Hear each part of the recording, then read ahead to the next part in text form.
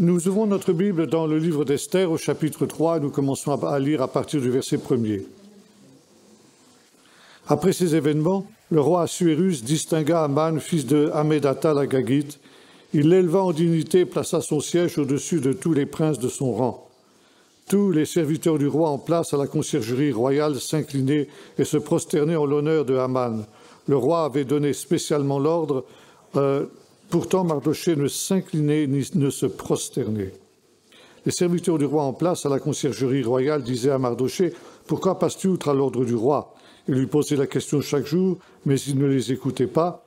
Ils firent alors un rapport à Aman pour voir si Mardochée, qui leur avait été rapporté être juif, s'en tiendrait à son attitude.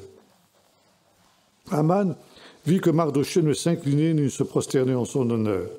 Et Aman fut rempli de fureur. Il considéra avec dédain l'idée de porter la main sur le seul Mardochée. On lui avait en effet signalé le peuple auquel appartenait Mardochée. Aman entreprit d'exterminer de tout le royaume d'Assuérus tous les Juifs, le peuple de Mardochée. Le premier mois, qui est le mois de Nissan, la 12e année du règne d'Assuérus, en présence de Aman, on jeta le pour, c'est-à-dire le sort, sur chaque jour du 1er au 12e mois, qui est le mois d'Adar. Aman dit au roi Assuérus, « Il y a un peuple à part, ils sont partout infiltrés parmi tous les peuples, dans toutes les provinces de ton royaume. Leurs lois les distinguent de tous les peuples. Ils n'exécutent pas les lois du roi. Il ne vaut rien pour le roi de les laisser en repos. Qu'il plaise au roi de signer leurs pertes. Et je pèserai 10 000 talents d'argent entre les mains des fonctionnaires du royaume pour les verser dans les coffres du roi. » Le roi retira le sceau de son doigt et le donna à Aman, fils d'Hammédatha l'Agagite, l'adversaire des Juifs. Le roi dit à Aman, « L'argent t'est abandonné, ainsi que ce peuple, fais-en ce qui te plaira. » On convoqua les scribes royaux le 13e jour du 1er mois, et l'on transcrivit tous les ordres de Haman à l'intention des satrapes du roi, des gouverneurs de chaque province, des princes de chaque peuple, à chaque province dans son écriture, à chaque peuple dans sa langue. Ce fut écrit au nom du roi Assuérus et scellé du sceau du roi. Des lettres furent envoyées par l'intermédiaire des courriers à toutes les provinces du roi. On devait exterminer, tuer, faire périr tous les Juifs, du jeune garçon au vieillard, et les enfants comme les femmes en un seul jour, le 13e du 12e mois, qui est le mois d'Adar. On pouvait les piller pour en prendre du butin. Il y avait une copie du texte pour communiquer à chaque province l'édit qui devait être rendu public dans tous les peuples afin qu'ils se tiennent prêts pour ce jour-là. Les courriers sortirent en hâte sur ordre royal et l'édit fut communiqué à Suse, la capitale. Le roi et Aman s'installèrent pour boire. La ville de Suse était en pleurs. Nous avons vu hier le parallèle entre l'Empire perse et notre temps. Nous avons vu que cet empire était un empire brillant d'apparence, libéral d'apparence, mais en réalité qu'il était vermoulu de l'intérieur, il était pourri par l'immoralité et par conséquent, il devait s'effondrer comme un château de cartes quand le temps viendrait. Nous avons vu qu'une des activités principales de cette période-là, c'était la fête, c'était le loisir, exactement comme c'est le cas de notre temps, de nos jours. Et on trouve là aussi un parallèle entre ce temps-là et notre temps. Un empire donc faussement libéral, comme malheureusement la reine Vashti en fera l'amère expérience en ce qui le concerne, libéral d'apparence, mais dictatorial et coercitif dans la réalité. Et quand nous regardons notre société moderne, nous constatons qu'il en va de même. Il y a bien longtemps que la démocratie n'existe plus dans nos pays. Ce n'est plus qu'une apparence.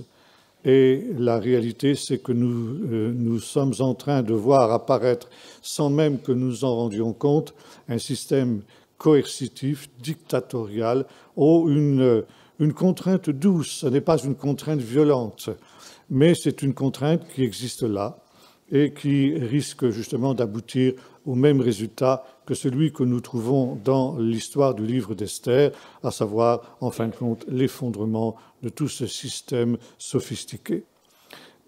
Donc, le loisir, c'est aussi un des grands mots, maîtres mots, une des grandes idoles Bon, je ne dis pas que c'est quelque chose de mauvais.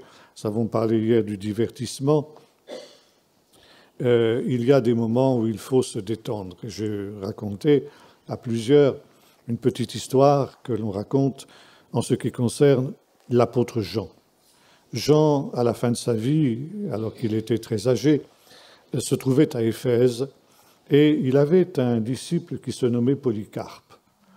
Et un jour, ce jeune disciple est arrivé chez Jean, à l'improviste, et il a trouvé l'apôtre en train de s'occuper de pigeons. Il nourrissait des pigeons. Alors, Polycarpe a dit à Jean, mais comment un grand homme de Dieu comme toi, tu passes ton temps, tu perds ton temps à des futilités pareilles? Et Jean lui a répondu, l'arc ne peut pas être tendu en permanence. Il y a des moments où, effectivement, il est important de se décompresser, surtout dans un monde aussi oppressif que celui dans lequel nous vivons. Et même Jésus, nous le voyons parfois, quand il était justement pressé par la foule, dire à ses disciples, venez à l'écart et reposez-vous un peu. Donc il est normal, il est légitime d'avoir des temps de détente, d'avoir des temps de repos, d'avoir des temps de loisirs, ça c'est normal. Mais ce qui est anormal, c'est que comme quand nous le voyons, nous l'avons vu encore dans notre lecture de ce matin, où après l'édit du pogrom qui devait exterminer les Juifs, le roi et Aman se sont mis à nouveau à boire, à nouveau à faire la fête. C'était finalement leur seule préoccupation, c'était leur seul centre digne d'intérêt. Alors, ici, avant d'aborder cette question du complot, je voudrais que nous nous arrêtions quelques instants sur les acteurs du drame. Alors, à tout seigneur, tout honneur, pardon, le premier que nous allons aborder, c'est précisément ce roi Assuérus dont nous avons déjà parlé hier. Donc, homme complètement corrompu et maître absolu d'un empire qui était un empire vermoulu. Et bien qu'il ne soit pas lui-même foncièrement antisémite, il n'était pas sans avoir une certaine suspicion, comme la suite le montre, à l'endroit du peuple d'Israël. Le peuple d'Israël, nous l'avons vu hier, son grand problème, hier comme aujourd'hui, c'est que c'est un peuple qui est inassimilable dans une civilisation qui veut tout assimiler, qui veut réduire à l'identique chacun d'entre nous. Et le peuple d'Israël ne se laisse pas assimiler, et c'est une des raisons d'être de l'antisémitisme, parce que l'unité et l'uniformité, plus exactement, de l'Empire était une condition indispensable pour sa cohérence et pour qu'il puisse se maintenir debout. Et le roi était arrivé à la conclusion que, puisque le peuple d'Israël était dispersé partout, c'est qu'il était abandonné de Dieu. Et d'une certaine manière, qu'Israël avait cessé d'être le peuple de Dieu. Leur Dieu ne les écoute plus. Ils ne sont enfermés dans un ritualisme, dans un rigorisme qui est d'un autre temps, qui est d'une autre époque.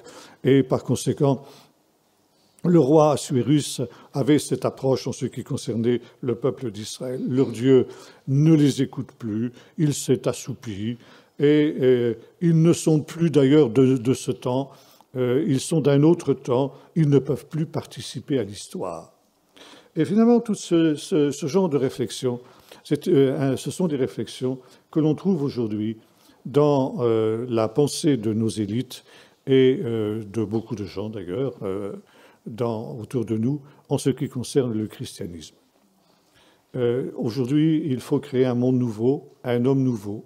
Nous sommes en train de vivre une révolution culturelle sans précédent dans l'histoire. Et il faut effacer donc tout ce qui appartient au passé, tout ce qui pourrait rappeler l'ordre ancien et qui pourrait empêcher l'épanouissement et l'apparition de cet homme nouveau.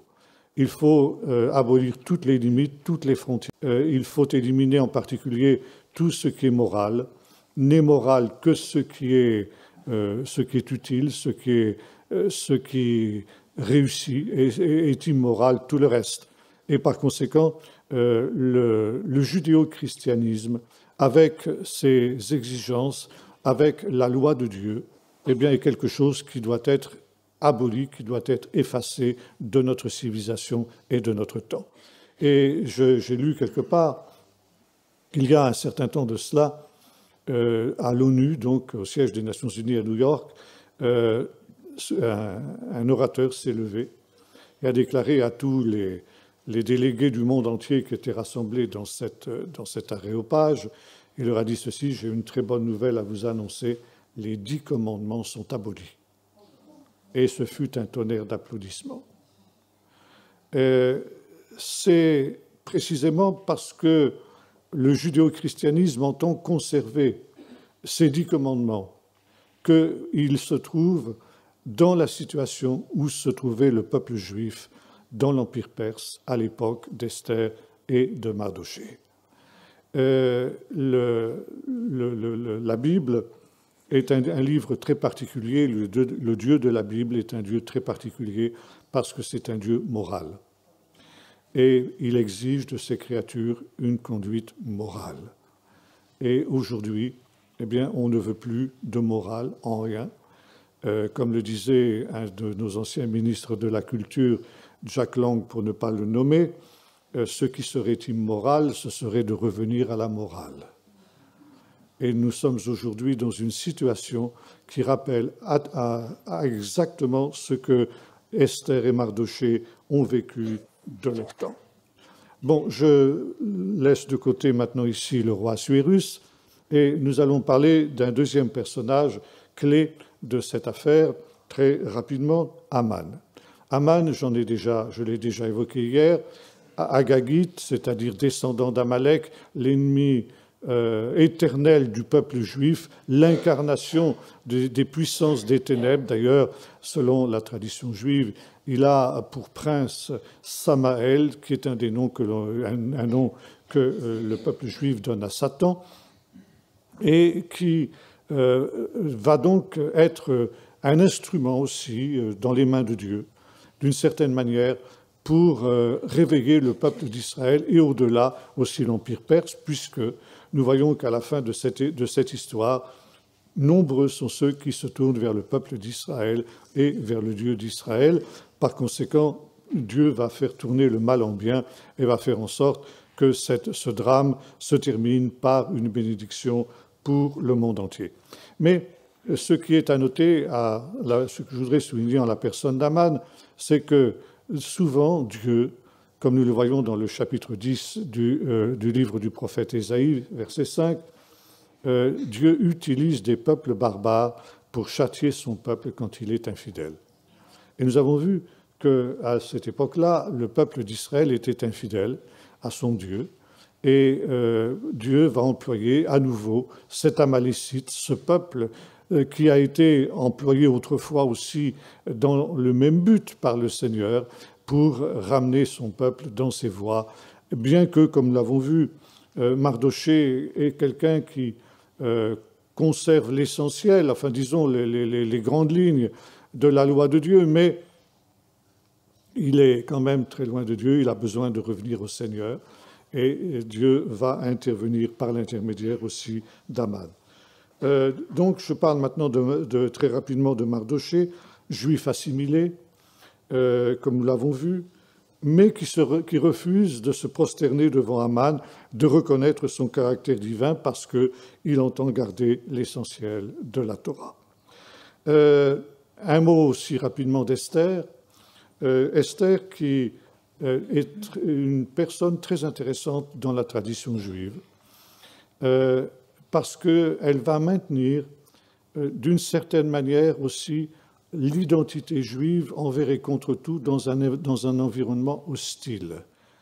Et comme lui a recommandé Mardochée quand elle va être raflée par le roi, surtout de ne pas faire connaître son nom ni sa race pour pouvoir survivre dans cet environnement délétère qu'était la cour du roi, rempli de complots et de soulèvements, comme l'histoire des 2 eunuques que nous avons évoquée hier le montre aussi.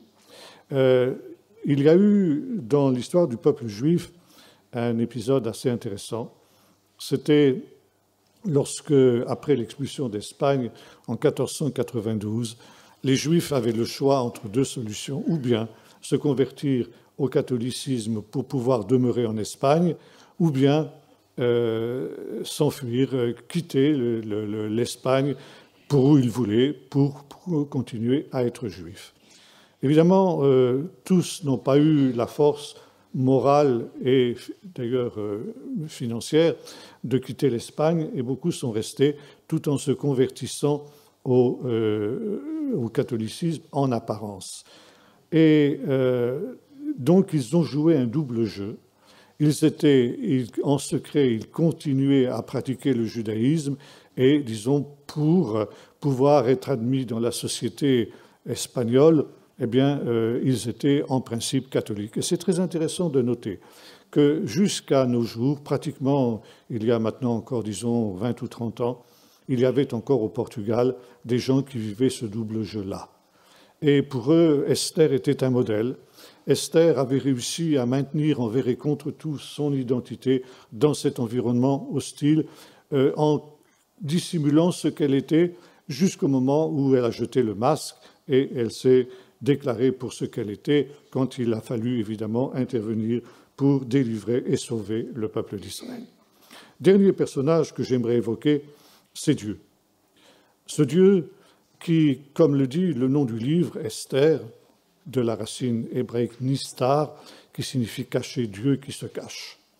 Dieu se cache dans tout le livre d'Esther, puisque, comme nous l'avons vu, eh bien, le livre d'Esther est le seul livre de toute la Bible où le nom de Dieu n'est jamais mentionné, mais nous verrons qu'il apparaît d'une manière cachée, là aussi, dans le texte. Ça, nous aurons l'occasion d'en reparler. Même si en lisant le texte français, bien sûr, les traductions ne mettent pas en évidence ce nom de Dieu, il n'en demeure pas moins vrai que nous voyons la main de Dieu agir d'une manière extraordinaire dans tout le livre d'Esther. Et nous verrons qu'il y a un certain nombre de tournants importants qui vont se manifester tout au long de ce récit et où Dieu apparaît, Dieu sort en quelque sorte de son incognito, Dieu sort de son silence pour se manifester d'une manière explicite et d'une manière réelle. Voilà donc ici pour ce qui est des principaux acteurs du drame. Maintenant, je voudrais revenir sur le complot qui a été conçu par Aman.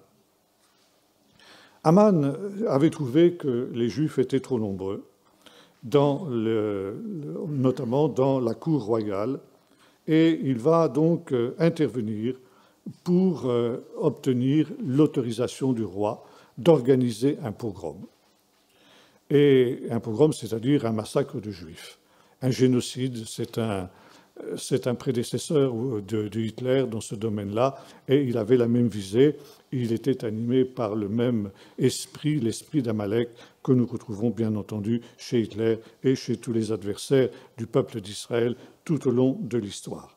Maintenant, Aman est quelqu'un qui est aussi un homme superstitieux, et il va aller voir le roi en lui tenant avec deux arguments, en fin de compte. Le premier, celui que nous avons évoqué, les Juifs sont inassimilables, et par conséquent, il faut les éliminer. Et c'est le langage que tiennent aujourd'hui beaucoup de nos élites qui sont animées, comme je disais tout à l'heure, de cette haine dont nous n'avons pas la moindre idée contre le judéo-christianisme et qui entendent l'éliminer par des moyens non violents pour le moment, mais en tout cas le christianisme, dans l'esprit de nos dirigeants, est quelque chose qui appartient au passé, qui ne peut plus faire l'histoire et qui doit maintenant disparaître d'une manière ou d'une autre, en tout cas auprès des jeunes générations. Donc, premier argument d'Aman, un peuple inassimilable. Deuxième argument, celui qu'on retrouve constamment chez tous les antisémites du monde, l'or des Juifs. Et on pourra faire du butin, s'emparer de l'argent des Juifs qui sera versé au trésor. Alors évidemment, ça c'est l'argument qui convainc le roi. il est évident que le train de vie qu'il mène est extrêmement coûteux. Il a besoin de beaucoup d'argent.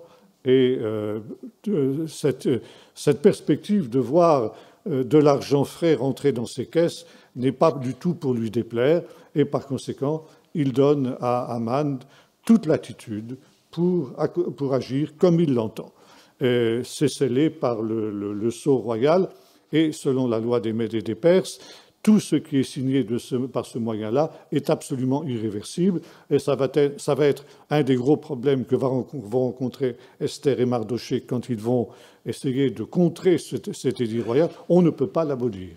Alors, finalement, ce qui va se passer, c'est qu'on va autoriser les Juifs à se défendre contre ceux qui voudraient accomplir ce pogrom ce jour-là. Mais ça, évidemment, c'est à la fin de l'histoire que cela se manifestera. Donc, le roi signe ce décret et Aman, homme superstitieux, va jeter le pour. Le pour, c'est un mot perse qui signifie le sort, d'où le nom de Purim qui est donné à cette période, donc la fête des Purim, littéralement la fête des sorts. Et il va jeter le sort pour savoir dans lequel des mois de l'année en cours il faudra accomplir le pogrom. On est au mois de Nissan, c'est-à-dire au premier des mois de l'année, et donc le sort est jeté sur chacun des mois, ensuite le deuxième mois, le troisième mois, etc. Et là, nous voyons déjà la main de Dieu qui agit. Dieu va faire en sorte que le sort tombe sur le 12e mois, c'est-à-dire le dernier des mois de l'année. Ce faisant, Dieu donne un délai d'1 an pour le peuple d'Israël afin qu'il s'organise et qu'il prenne ses dispositions, ses mesures pour contrer le décret royal. Donc, le décret est signé suite à l'attitude de Mardochée, nous l'avons vu, qui n'a pas voulu se prosterner devant Aman, comme le roi d'ailleurs l'avait ordonné. Il a en cela aussi enfreint l'ordre du roi. Et Mardochée donc apprend le décret qui vient d'être publié comme tous les Juifs, et nous l'avons vu dans notre lecture de ce matin, l'empire perse tout entier, en tout cas là où il y a des Juifs, est dans le deuil à cause de ce décret funeste. Il est intéressant de noter que notre texte nous dit que les copies de l'édit royal sont envoyées par des courriers spéciaux dans toutes les provinces, et ça, c'est un des détails qui aussi montre l'historicité du livre d'Esther. Et de fait, on sait, par l'intermédiaire des historiens grecs en particulier, qu'à cette époque-là, l'Empire perse avait développé un réseau routier absolument extraordinaire, unique, et avec un système de postes qui était aussi tout à fait sophistiqué pour l'époque, avec des coursiers qui se reliaient les uns les autres, en sorte qu'un ordre du roi pouvait arriver aux extrémités de l'Empire dans des délais extrêmement brefs. Par conséquent, l'Empire entier a été averti du pogrom avec cette promesse du butin. Évidemment, c'était alléchant pour tous ceux qui pouvaient avoir intérêt à s'en prendre aux Juifs et à s'en prendre au peuple d'Israël. Quand Mardochée apprend ce drame, eh bien, il comprend 2 choses. La première, justement, c'est celle que nous avons dite, à savoir que Dieu a conduit les choses pour faire en sorte que le sort tombe sur le 12e mois, en sorte que le peuple d'Israël a 12 mois pour s'organiser. Et deuxièmement, que Esther est arrivée à la position de favorite du roi, donc de reine, précisément par la main de Dieu, parce que finalement, elle est la seule qui peut intervenir directement auprès du roi pour, sinon révoquer le décret, puisque nous l'avons vu, la révocation d'un décret signé du sceau du roi est irrévocable, mais du moins d'en contrebalancer les effets. Et Mardochée réalise que ça, c'est quelque chose qui a été voulu par Dieu. la destitution de Vashti et l'élévation d'Esther à la dignité de reine est quelque chose qui a été conduit par Dieu, comme nous l'avons vu le premier jour, à cause d'un temps comme celui-ci, pour que Esther puisse intervenir. Le problème d'Esther, c'est qu'elle vit à cette époque-là une sorte de disgrâce. Et elle n'a pas été appelée auprès du roi déjà depuis un longtemps. Et selon les lois de l'époque, les lois de la cour, personne, pas même elle, pas même en quelque sorte le deuxième personnage de l'Empire, puisqu'elle est le deuxième personnage de l'Empire, personne ne peut s'approcher du roi de sa propre initiative, de son propre chef, sous peine de mort. C'est une loi qui nous est rapportée par les sources extérieures de la Bible et qui nous montre aussi l'historicité de ce texte. Et le but de cette loi, c'était que, précisément parce que la cour du roi était un endroit de complot, de machinations diverses, le roi était en danger de mort. Et si quelqu'un pouvait entrer sans avoir été invité, sans avoir été, comment dirais-je, briefé auparavant par les gardes pour savoir s'il n'avait pas d'intention hostile, s'il n'était pas armé, on le fouillait avant, bien sûr, pour être sûr qu'il n'avait pas d'intention meurtrière en ce qui concernait le roi, eh bien, il était mis à mort immédiatement, sans autre forme de procès, à moins que le roi ne lui fasse grâce en lui tendant son sceptre d'or. Et Esther, évidemment, qui connaît ce décret, sait très bien qu'elle ne peut pas intervenir directement, si ce n'est au péril de sa vie. Elle donc répond à Mardoché de cette manière-là en disant c'est pratiquement impossible d'intervenir pour moi. Et Mardoché lui dit le texte que nous avons lu le premier jour, si tu te tais maintenant, eh bien la délivrance et le salut viendront pour le peuple juif d'ailleurs, mais toi et la maison de ton père vous périrez, et qui sait si ce n'est pas pour un temps comme celui-ci que tu es parvenu là où tu es. Et Mardoché, sans le dire expressément, eh bien, reconnaît qu'il y a là la main de Dieu, qu'il y a là la providence de Dieu. Et si Dieu a permis que Esther arrive à cette position-là, eh bien, Mardoché a cette foi que Dieu lui fera trouver grâce auprès du roi et que cette démarche pour comment dirais-je, illégale pratiquement qu'elle soit, puisque en principe nul ne peut intervenir devant le roi sans y avoir été invité à le faire, eh bien le Seigneur fera aussi tourner toutes choses d'une manière positive et d'une manière favorable à ses plans et à ses desseins. Finalement, Esther accepte de mettre sa vie en danger pour le salut du peuple d'Israël. Et là, c'est quelque chose d'assez dramatique. Elle demande simplement que tous les Juifs jeûnent et prient pour elle. Elle le fera aussi avant d'entrer devant le roi. Et après 3 jours de jeûne et de prière intense, eh bien, Esther, vêtue de ses plus beaux atours, va se présenter devant le roi. Et finalement, les choses se passent beaucoup mieux que ce qu'elle espérait, de ce qu'elle pensait. Dès qu'il la voit, eh bien, à nouveau, le roi retrouve les sentiments positifs qu'il avait vis-à-vis d'elle. Il oublie toute la disgrâce dont elle a été l'objet et il lui tend son sceptre d'or. Et il lui pose cette question tout à fait extraordinaire. Quel est ton désir, reine Esther? Quand bien même ce serait la moitié de mon royaume, il te sera donné. Mais Esther est une femme extrêmement intelligente, extrêmement fine.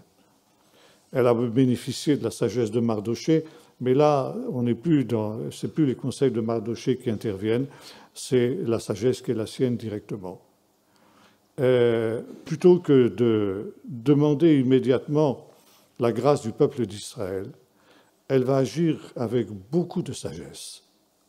Et elle va répondre tout simplement ceci: quelle est ta demande, reine Esther?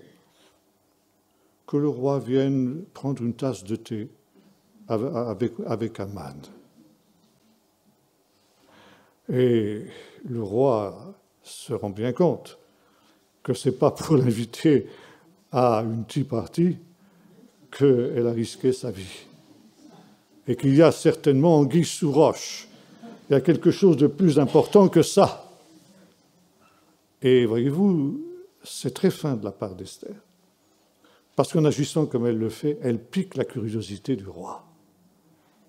Et elle va maintenir tout au long de l'affaire un suspense qui va se terminer d'une manière positive, mais si elle avait abattu ses cartes dès le départ, c'était pas sûr qu'elle aurait eu gain de cause, parce que nous verrons que la cause était loin d'être gagnée d'avance, même pour une personne comme Esther, et même avec la sagesse qu'elle aura manifestée. Deuxième aspect de cette sagesse d'Esther, non seulement elle pique la curiosité du roi en maintenant le suspense, mais en même temps, elle invite Aman à cette tea party. Et ce faisant, il y a deux conséquences psychologiques de cette invitation. D'abord, elle flatte la vanité d'Aman, qui d'ailleurs dira à son entourage quand il rentrera que, bien, il est le seul que la reine ait invité avec le roi à ce festin qu'elle a préparé pour lui.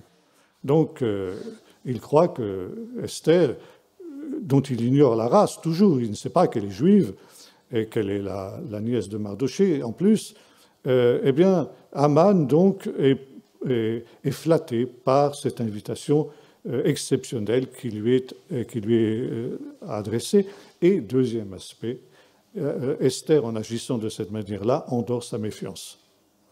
Elle n'imagine jamais ce qui va lui arriver. Et quand il sera démasqué dans le deuxième banquet que Esther aura préparé, eh bien, il va tomber des nues. Et ça va être un choc psychologique terrible pour lui qui va complètement le déstabiliser. Et ça, évidemment, c'est aussi une sagesse surnaturelle qui a été donnée à Esther. Et par conséquent, Aman sort guilleré de cette affaire-là, mais il rencontre Mardoché qui refuse toujours de se prosterner devant lui. Et il rentre chez lui et dit à son entourage, à sa famille, cette bonne nouvelle, il y a une bonne nouvelle, c'est que je suis invité par la reine, mais il y a un aspect qui me gâche ma joie, c'est de voir cette espèce de misérable juif-là qui continue à me narguer, etc. Et je ne peux pas supporter, je ne peux pas attendre le pogrom, 12 mois c'est trop. Eh bien, son truc, je dis, écoute, c'est pas compliqué. Tu es en faveur auprès du roi, demande que Aman soit pendu, et puis que Mardoché soit pendu, et puis tu en seras débarrassé. Tu pourras aller au banquet de la reine, le cœur guéri et satisfait. Ah, très bonne idée. Oui, très bonne idée. On va voir demain le résultat de cette idée lumineuse qui lui a été donnée par son entourage. Et c'est précisément cette fameuse nuit que tout va basculer, que la main de Dieu va intervenir et va changer les choses. Je m'arrête ici pour ce matin et je voudrais simplement retirer... Pardon ? Toi aussi, tu maintiens le suspense. Ah. Il faut. En disant ceci, je voudrais souligner la consécration d'Esther et de Mardoché, et surtout d'Esther. Et Esther, donc, n'a pas... Elle était humaine, comme tout le monde. Et elle a commencé par paniquer, c'est tout à fait normal. Et puis ensuite, elle s'est reprise, elle a donc accepté de faire confiance à Dieu et donc de risquer sa vie pour le peuple d'Israël. Et voyez-vous, Dieu a su trouver un vieillard, Mardoché, et une toute petite jeune fille, Esther.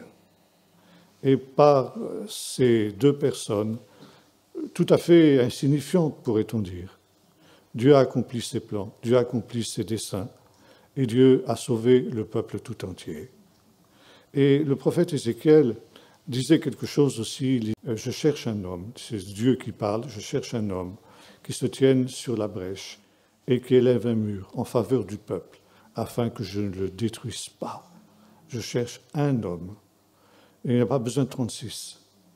Il n'y a pas besoin d'une foule. Dieu n'a pas besoin d'une foule d'instruments. Vous vous souvenez l'histoire de Gédéon, quand Gédéon avait rassemblé une armée nombreuse, et finalement Dieu avait réduit cette armée à 300 hommes, et avec les 300 hommes, il avait délivré Israël. Dieu n'a pas besoin d'une grande armée, mais il a besoin néanmoins d'instruments humains qui se mettent à sa disposition et qui se consacrent à son œuvre. Et je pense que nous avons fait ce parallèle depuis notre première rencontre entre notre temps et le temps d'Esther. Et ce temps aussi qui est un temps lourd de danger, comme nous l'avons dit encore ce matin, en ce qui concerne le peuple de Dieu. Et dans ce temps, bien Dieu cherche aussi des hommes et des femmes, des vieillards, des jeunes gens, des gens entre deux âges qui se lèvent, comme s'est levée Esther, et qui se consacrent au Seigneur, qui renoncent à eux-mêmes, qui acceptent de prendre des risques pour suivre le Seigneur, pour marcher dans ses voies et pour retrouver les anciens sentiers et accomplir l'œuvre de Dieu dans ce temps. Un temps comme celui-ci. Et finalement, c'est ce que disait Mardochée à Esther que le Seigneur nous dit aussi ce matin, chacun d'entre nous. Tu es là ce matin. Ce n'est pas le fruit du hasard. C'est Dieu qui t'a conduit ici pour un temps comme celui-ci, pour que tu prennes peut-être conscience d'un appel de Dieu, d'une vocation spéciale, qui t'amène à te consacrer davantage au Seigneur, qui t'amène à te lever.